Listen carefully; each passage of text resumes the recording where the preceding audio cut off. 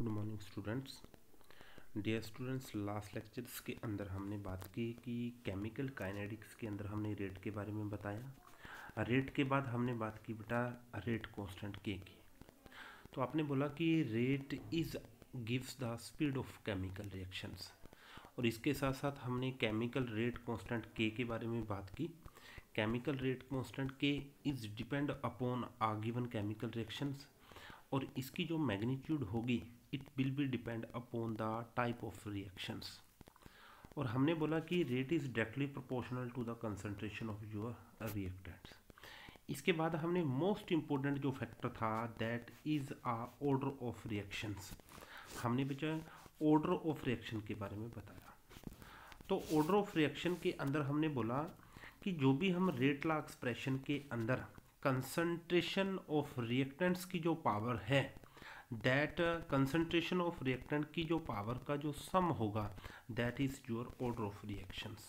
For example, इस rate law expression के अंदर जो कंसंट्रेशन ऑफ रिएक्टेंट है मींस एक्स और बाय हैं जो आपके, उनकी जो पावर है उनका जो सम है that is the order of reactions.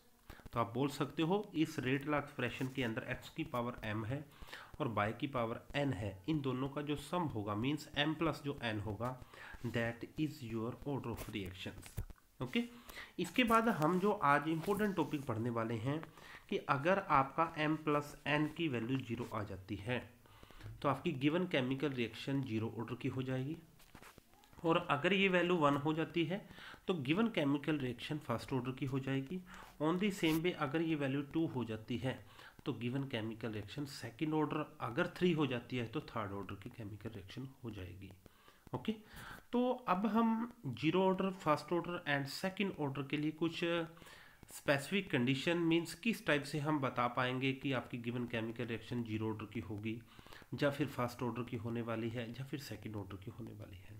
Firstly हम ग्राफ के बारे में बात करेंगे, फिर हम रेट कांस्टेंट के की यूनिट को डिटरमाइन करने वाले हैं। क्लियर? तो बच्चे ध्यान से देखना है, फर्स्ट ऑर्डर रिएक्शन के अंदर जब भी आपको फर्स्ट ऑर्डर रिएक्शन मिलेगी तो फॉर एग्जांपल मान के चलो कि ये आपकी गिवन केमिकल रिएक्शन है, आप R से P की तरफ जा रहे हो। अगर आपको बोला गया है कि given chemical reaction is a first order reaction तो आपके R की पावर आपके पास 1 आ जाएगी। ओके, तो अब यहाँ पे ध्यान से देखना है कि अगर हम इस रेट कांस्टेंट, रेट और कंसंट्रेशन के बीच में ग्राफ को प्लॉट करना चाहते हैं, rate versus concentration of the reactant, तो आप देखोगे बच्चे यहाँ पे जैसे जैसे रेट की वैल्यू को इंक्रीज करेंगे वैसे वैसे आर की वैल्यू इंक्रीज हो जाएगी। इसके साथ आप अपोजिट बोल सकते हो कि as we increase the concentration of reactant are then rate of the chemical reaction also will be increase. Okay, तो हमने फाइंड किया कि rate is directly proportional to the concentration of the reactant are in a first order reactions. Okay, तो अब आप इस graph को बहुत अच्छे से चेक कर सकते हो कि यहाँ पे देख सकते हो कि रेट वर्सेस कंसंट्रेशन का जो ग्राफ प्लॉट किया गया, जैसे जैसे हम कंसंट्रेशन की वैल्यू को इंक्रीज कर रहे हैं on the same way rate की वैल्यू भी कॉन्टिन्यूसली इंक्रीज हो रही है। इट मीन्स अगर आपको इस टाइप का कोई ग्राफ मिलता है तो आप डायरेक्टली बोल सकते हो कि this graph indicates the first order chemical reactions. Clear? अब हम बात करेंगे यहाँ पे सेकंड ऑर्डर रिएक्शंस की। सेकंड ऑर्डर का बच्चे मतलब रहेगा कि जैसे जैसे सेकंड ऑर्डर केमिकल रिएक्शन का मतलब ये रहेगा कि rate of reaction is depend upon the concentration of the reactants power 2, means उसकी पावर आपकी 2 रहेगी, उसका सम ऑफ 2 रहेगा। ओके, तो अब बच्चे आपने ध्यान देना है कि अगर हम x की अमाउंट को इंक्रीज करते हैं तो रेट आपका डबल अमाउंट के अंदर इंक्रीज करने वाला है। तो आपको कुछ इस टाइप का ग्राफ मिलेगा। ये डाटा आपको हमेशा एक्सपेरिमेंटली डाटा की हेल्प से इसको इंडिकेट करना पड़ेगा कि this given chemical reaction is a second order chemical reactions. Okay, अब हम बात करने वाले हैं यहाँ पे most important zero order chemical reactions. तो मुझे ध्यान देना है what is a zero order chemical reactions.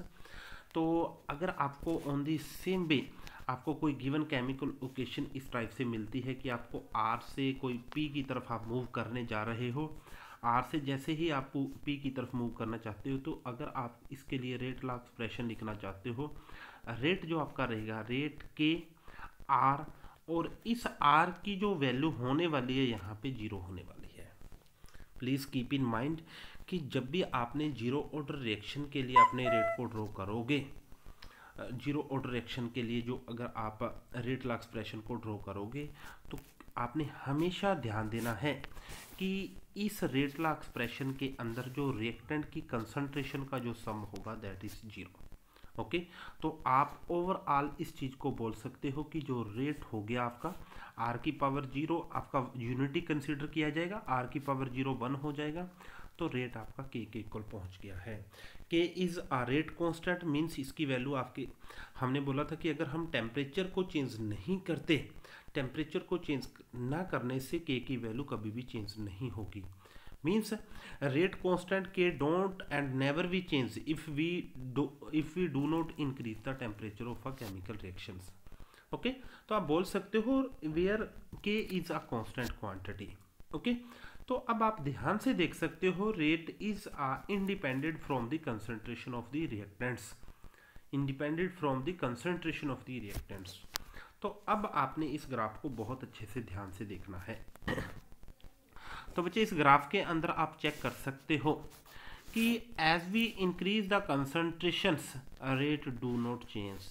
Okay, means rate की जो अमाउंट आ रही है, जो रेट की जो मैग्नीट्यूड आ रही है, वो एक कांस्टेंट क्वांटिटी आ रही है।